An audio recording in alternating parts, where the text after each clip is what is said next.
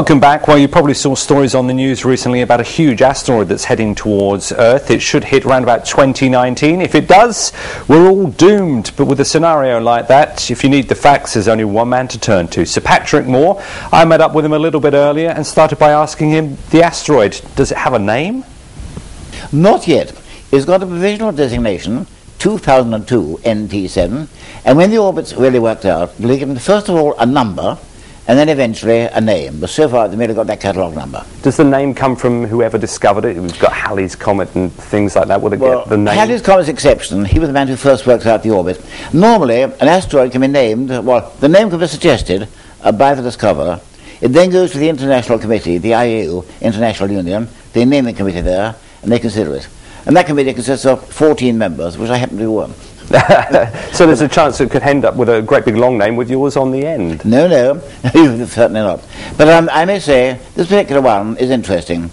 It's what we call a near-Earth asteroid, and it can come close to us. It won't hit us, I may say. I don't know where that came from. It won't hit us. It'll pass within 1 million miles or so.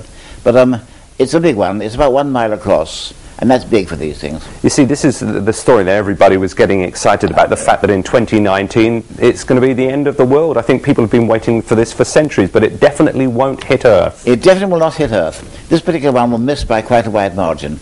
On the other hand, I'm not going to say the chances are being hit by something are nil, because they're not. This one, chances are being hit by this one, is roughly 1 in half a million, I think. So don't panic. If I was to put a tenner on that for it to hit Earth, well, I probably wouldn't be around to collect the winnings anyway. But no, if it did hit, it would be global devastation. Probably did happen about 65 million years ago. We were hit by a thing probably rather like this, and that crashed down and dropped so much dust into the atmosphere, rotted out the sun, changed the entire climate, and that led to the extinction of the dinosaurs.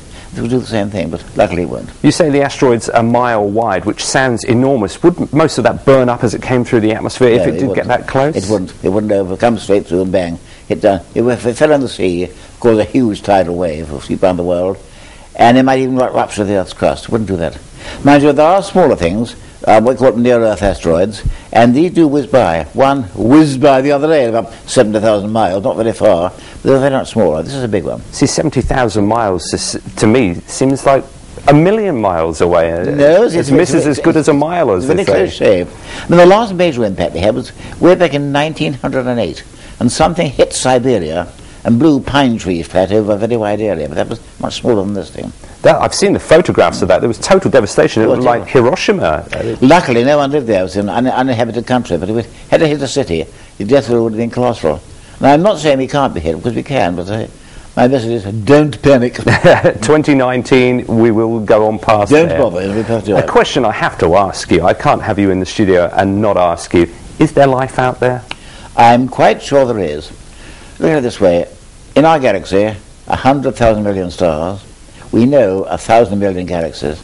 Therefore, the total number of stars is colossal, and we are sure now many of these do have planetary systems. There must be plenty of Earths. And I'm quite sure life is very abundant up there, but I have no proof at all. It's light years away. And in our solar system, there's no intelligent life anywhere except possibly on the Earth.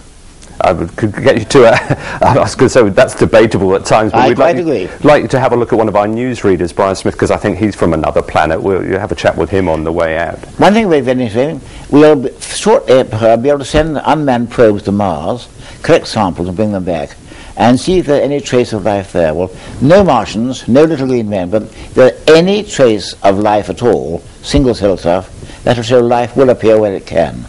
That would be a very important point, I think. Why do you think there's been such a big delay between landing on the moon and sending a manned mission to Mars? Because you were broadcasting during the first moon landing, weren't you? Several reasons.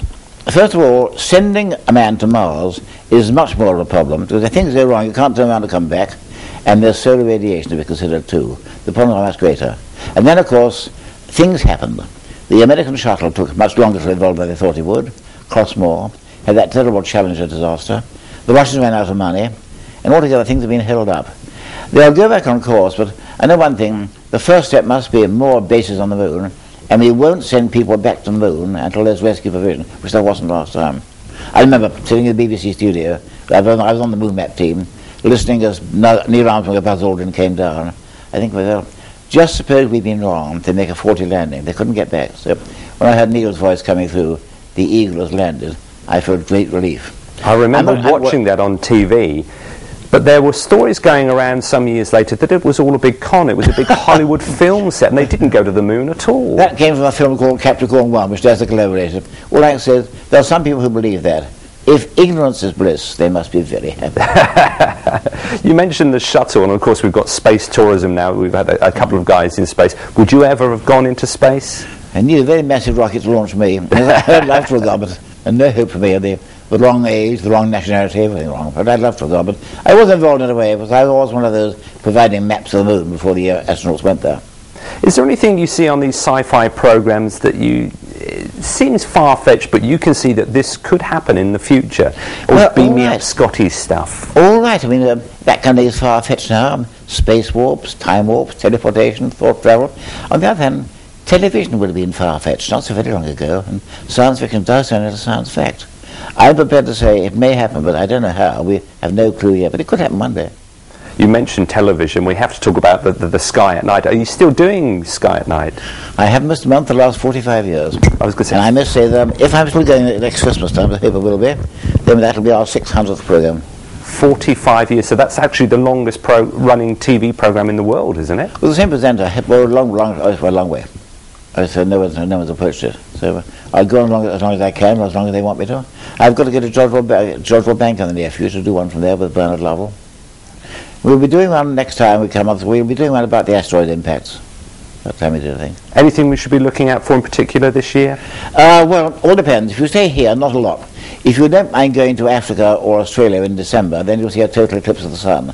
I wish I were fit enough to go, but that's a wonderful sight, believe me. But otherwise, not a lot this year, really. Okay. Now, you never know. I mean, you might as well black comet any time. No, don't say that. You'll start all these rumours off again. You have people panicking again, Patrick. I remember Comet Hale-Bopp. That was a beauty. That was a beauty. But Patrick, thanks very much for coming in. Thanks for your time. And I'm sure we'll get you back again when the world is due to end again. Nice to see you, and very best of luck to Portsmouth Television.